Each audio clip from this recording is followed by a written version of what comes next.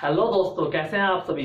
मैं अनमोल वालियान आप सभी का आपके अपने चैनल वाणी कंसेप्ट क्लासेस में हार्दिक स्वागत करता हूं। जैसे कि हमारा पॉलिटी की क्लास चल रही थी, कल हमारी क्लास कुछ लाइट की प्रॉब्लम की वजह से नहीं हो पाई थी। कल तूफान बहुत अच्छा वाला आया था तो लाइट वगैरह नहीं आ पाई थी, जिस वजह से आपकी क्लास नहीं हो पाई थी। तो हमने संविधान सभा की जो थी बैठकें पढ़ ली थी। इसके बाद मैंने आपको पूरा करा दिया था। इसके बाद अगर हम आगे चलते हैं तो संविधान सभा को क्या था, संविधान सभा को दो कार्य सौंपे गए थे। कितने कार्य सौंपे गए थे? आपके दो कार्य संविधान सभा को सौंपे गए। वे कार्य कौन कौन से सौंपे गए थे? जिसमें पहला कार्य था संविधान निर्माता के रूप में, यानी कि संविधान निर्माण करना जो था वो इनका पहला कार्य था। और दूसरा कार्य क्या था? विधायिका के रूप में संविधान सभा को दूसरा कार्य सौंपा गया। तो जो संविधान निर्माता के रूप में कार्य सौंपा गया था संविधान सभा को, उसके जो अध्यक्ष थे वे आपके थे डॉक्टर राजेंद्र प्रसाद। कौन थे? डॉक्टर राजेंद्र प्रसाद, जो कि भारत के प्रथम राष्ट्रपति भी बने थे। ठीक, कौन बने थे? भारत के प्रथम राष्ट्रपति बने थे। ठीक, और विधायिका के रूप में जिन्हें अध्यक्ष बनाया गया, विधायिका के कार्य करने के लिए, विधायिका से संबंधित डिसीजन लेने के लिए, सलाह देने के लिए या उसके कुछ भी कार्य करने के लिए जिनको अध्यक्ष बनाया गया, वे थे आपके जीवी मावलंकर। कौन थे? जीवी मावलंकर। तो इन दोनों का जो काम था वो आपका 26 नवंबर, कब तक? 26 नवंबर 1949 तक इनका काम चलता रहा। और इसके बाद क्या हुआ? इसके बाद आपका 26 जनवरी 1950 को संविधान को पूर्णतः भारत में लागू कर दिया गया। ठीक, क्या कर दिया गया? पूर्णतः लागू कर दिया गया। अब इसके बारे में अगर इंपोर्टेंट फैक्ट जाने, जैसे छोटे छोटे क्वेश्चन में जाता है कि राष्ट्र ध्वज को कब अपनाया गया, या इससे रिलेटेड जो भी क्वेश्चन है वो हम इसमें करेंगे। ठीक, यानी कि वन लाइनर का होगा, आपका क्वेश्चन बोल दो उसको या कुछ भी बोल दो, जैसे राष्ट्र ध्वज को कब अपनाया गया, कौन सी समिति के अध्यक्ष कौन थे, जो आपकी इंपोर्टेंट समिति रही है। ठीक है, वो मैं आपको इसमें कराने वाला हूं। ठीक, तो शुरू करते हैं। इससे आगे अगर हम बात करते हैं तो जो हमारा राष्ट्रीय ध्वज था, राष्ट्रीय ध्वज था यानी कि जो हमारा फ्लैग है, नेशनल फ्लैग है, उसको कब अपनाया गया? तो 22 जुलाई 1947 को हमारे राष्ट्रीय ध्वज को अपनाया गया। उसमें 3 कलर होते हैं, आप सभी जानते हैं। सबसे ऊपर सैफ्रॉन, उसके नीचे व्हाइट और उसके नीचे ग्रीन, और बीच में क्या होता है? अशोक चक्र होता है, जिसमें कितनी स्टिक होती हैं? 24 स्टिक होती हैं। अगर बात करते हैं राष्ट्रीय ध्वज की, राष्ट्रीय ध्वज की लंबाई चौड़ाई का अनुपात, रेशो क्या था? तो राष्ट्रीय ध्वज की लंबाई चौड़ाई का जो अनुपात है आपका, वो है 3:2। 3:2 के रेशो में ये है। अगर बात करते हैं कि जो हमारा झंडा था, वर्तमान फ्लैग है इस टाइम, उसका डिजाइन किसने तैयार किया? तो पिंगली बैंकिया, पिंगली बैंकिया ने क्या किया था? हमारे वर्तमान राष्ट्रीय ध्वज का डिजाइन तैयार किया था। ठीक, इससे आगे चलते हैं। राष्ट्रीय गान, जो हमारा राष्ट्रीय गान है जन गण मन, इसको कब अपनाया गया था? तो 24 जनवरी 1950 को राष्ट्रीय गान को अपनाया गया था, जो किसके द्वारा लिखा गया है? रविन्द्रनाथ टैगोर के लिए, रविन्द्रनाथ टैगोर के द्वारा लिखा गया है। और उन्हें गीतांजलि के लिए क्या मिला हुआ है? साहित्य का नोबेल प्राइज भी मिला हुआ है। ठीक, इसकी अवधि कितनी होती है? 52 सेकंड हमारे राष्ट्रीय गान को गाने की अवधि होती है। ठीक है, इसके बाद बात करते हैं कि 26 जनवरी 1949, ये डेट ध्यान रखना, 26 जनवरी 1949 को संविधान बनकर तैयार हो गया था। 26 जनवरी 1949 को क्या हुआ था? बनकर हमारा संविधान तैयार हो गया था। और उसके इसके कुछ प्रावधान ऐसे थे जो इसी समय लागू कर दिए गए थे, यानी कि 26 जनवरी 1949 को ही लागू कर दिए गए थे। जो संविधान बनकर तैयार हुआ था, इसमें कितने व्यक्तियों ने हस्ताक्षर किए थे? तो 284 व्यक्तियों ने, इसमें 284 सदस्यों द्वारा हस्ताक्षर किए गए थे, जो संविधान सभा के क्या थे? सदस्य थे। और इसमें 12 महिलाएं भी शामिल थी। कितनी महिलाएं शामिल थी? 12 महिलाएं शामिल थी। अगर बात करते हैं कि संविधान, जो संविधान बना वो हमारा कितने दिन में बनकर तैयार हुआ? तो 2 वर्ष 11 महीने 18 दिन। ध्यान रखना, 2 वर्ष 11 महीने 18 दिन में हमारा संविधान बनकर तैयार हुआ। और इसे बनाने में जो खर्च आया था वो आया था 64 लाख रुपीस का खर्च, यानी कि 64 लाख रुपीस का खर्च आया था। किसको बनाने में? संविधान को बनाने में। अब इसके आगे हम बात करते हैं जो महत्वपूर्ण समितियां रही, क्या रही? महत्वपूर्ण समिति रही, कमेटी रही, किससे रिलेटेड? संविधान से रिलेटेड, उसके बारे में हम बात करते हैं। तो इसमें आपकी पहली कमेटी आ जाती है, जो आपकी पहली आ जाती है वो आ जाती है प्रारूप समिति। प्रारूप समिति को हम ड्राफ्टिंग कमेटी के नाम से भी जानते हैं। और बात करें प्रारूप समिति, तो प्रारूप समिति का जो गठन था वो आपका 29 अगस्त 1947 को किया गया था, जिसमें आपके 7 सदस्य थे। और इस समिति के अध्यक्ष कौन थे? डॉक्टर भीमराव अंबेडकर, यानी कि doctor BR Ambedkar drafting committee या प्रारूप समिति के आपके अध्यक्ष थे। इस समिति को 29 अगस्त 1947 को गठित किया गया, जिसमें कितने सदस्य थे? 7 सदस्य थे। अब क्या था, समिति ने संविधान का जो प्रारूप तैयार किया था, किसने? प्रारूप समिति ने जो संविधान का प्रारूप तैयार किया था उसको फरवरी 1948 में प्रकाशित किया गया। और जो BR अंबेडकर ने संविधान का अंतिम स्वरूप, अंतिम प्रारूप तैयार किया था, उसको 4 नवंबर 1948 को प्रस्तुत किया गया था। ठीक है, कब? 4 नवंबर 1948 को BR अंबेडकर द्वारा संविधान के अंतिम प्रारूप को, अंतिम चरण के प्रारूप को क्या किया गया? प्रस्तुत किया गया। ठीक, दूसरी समिति आपकी आ जाती है संघीय संविधान समिति। तो संघीय संविधान समिति के जो अध्यक्ष थे वे आपके थे पंडित जवाहरलाल नेहरू। तीसरी आपकी है मौलिक अधिकार समिति। मौलिक अधिकार समिति के जो अध्यक्ष थे वे थे सरदार वल्लभ भाई पटेल, जिनको आज लौह पुरुष के नाम से जाना जाता है। और कहा? केवड़िया गुजरात में नर्मदा नदी के किनारे। ठीक, 182 मीटर ऊंची मूर्ति, आप उसके बारे में सब जानते हो। बहुत इनकी बनाई गई है, सरदार पटेल की बनाई गई है। और उस मूर्ति का वास्तुकार कौन है? तो उस मूर्ति के जो वास्तुकार है वे है राम बी सुतार। और LNT यानी कि लुसेन एंड टर्बो कंपनी द्वारा उस मूर्ति को निर्मित किया गया है। ठीक है, इसके बाद आपकी आ जाती है अल्पसंख्यक समिति। अगर बात करें कि अल्पसंख्यक समिति के जो अध्यक्ष थे वे कौन थे? वे भी आपके सरदार वल्लभ भाई पटेल यानी कि लौह पुरुष थे। ठीक, बात करें संचालन समिति के अध्यक्ष कौन थे? तो आपके हो जाते हैं राजेंद्र प्रसाद। झंडा समिति के अध्यक्ष वे भी आपके कौन हो जाते हैं? राजेंद्र प्रसाद। कार्य संचालन समिति, कौन सी समिति? बहुत महत्वपूर्ण है। कार्य संचालन समिति के अध्यक्ष कौन थे? KM मुंशी। कौन थे? KM मुंशी। और जो आपकी लास्ट समिति हो जाती है वो हो जाती है प्रांतीय संविधान समिति। कौन सी?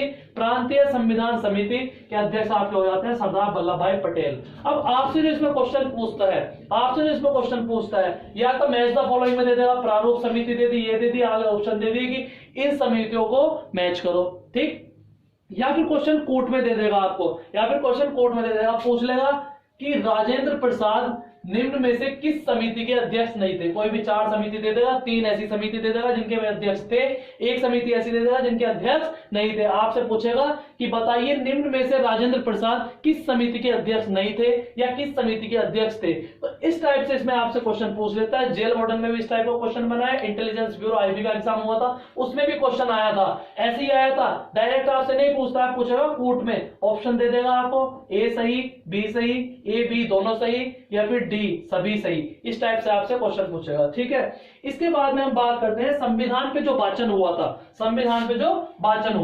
ठीक,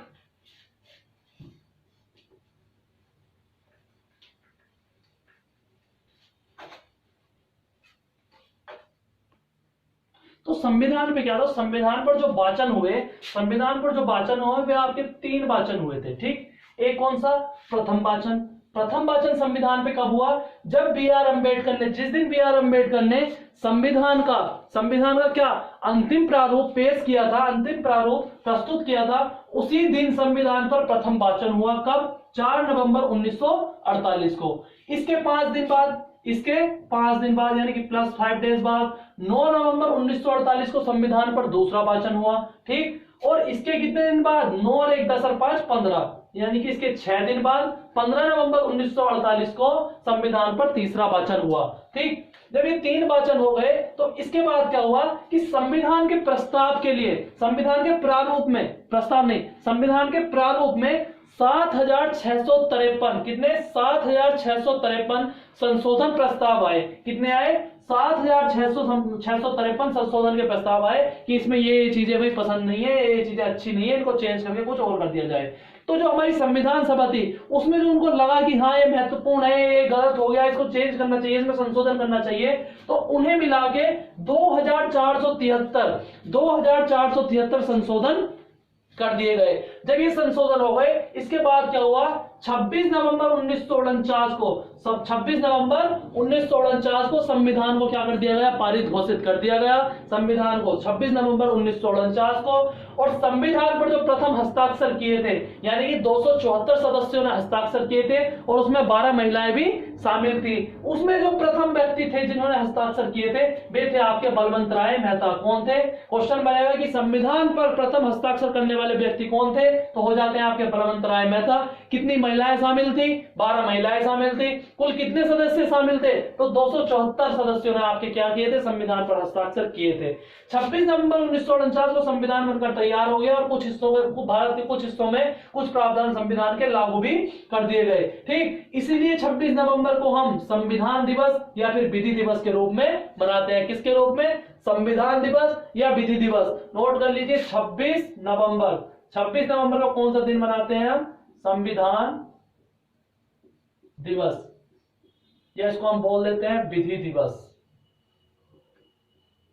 ठीक, तो ये हो गए हमारे संविधान के 3 वाचन, जिसमें हमने क्या किया, टोटल चीजें इसमें निकाल के रख दी कि प्रथम वाचन कब हुआ, दूसरा वाचन कब हुआ, तीसरा वाचन कब हुआ।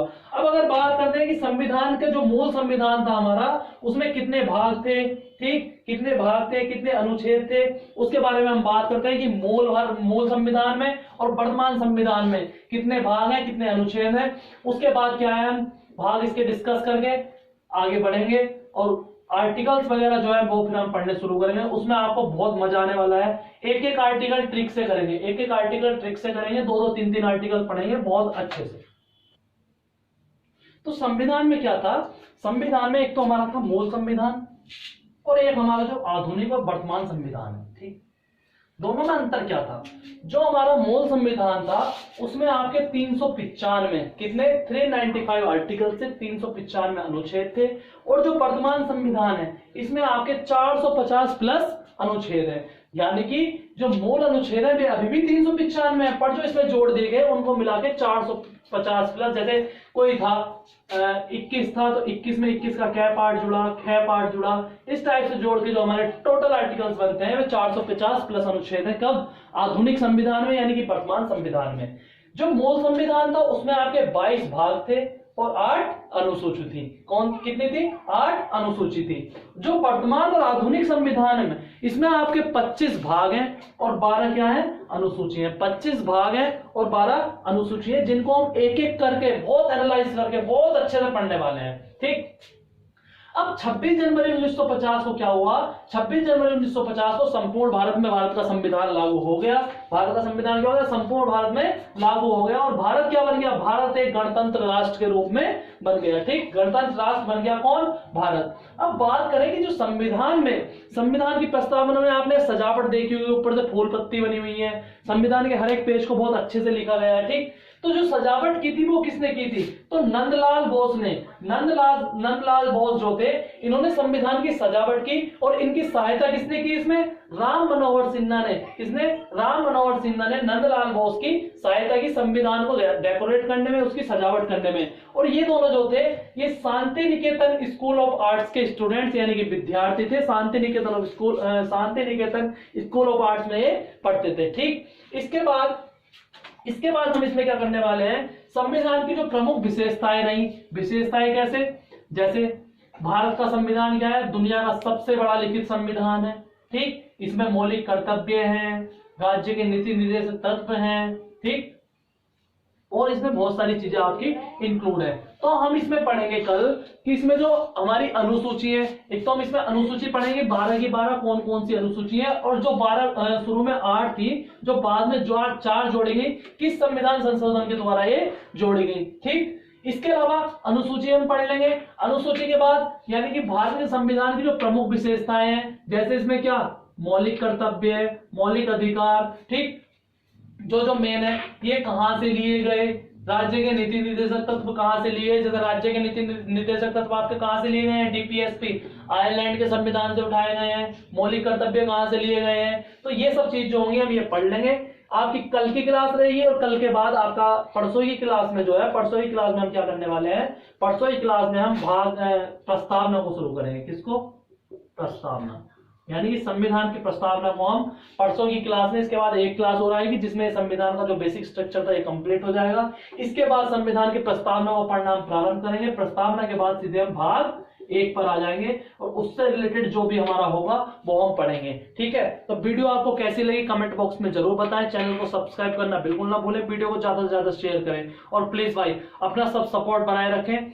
आपको इस चीज का मैं वादा करता हूं कि इससे क्वेश्चन आपका बाहर नहीं जाएगा, किसी भी कीमत पे इससे बाहर क्वेश्चन नहीं जाने देंगे, सब कुछ इस क्लास में करा देंगे। बस अपना सपोर्ट बनाए रखिए, थोड़ा धैर्य बनाए रखिए। ठीक, तो मिलते हैं नेक्स्ट वीडियो में, तब तक के लिए thank you, have a nice day.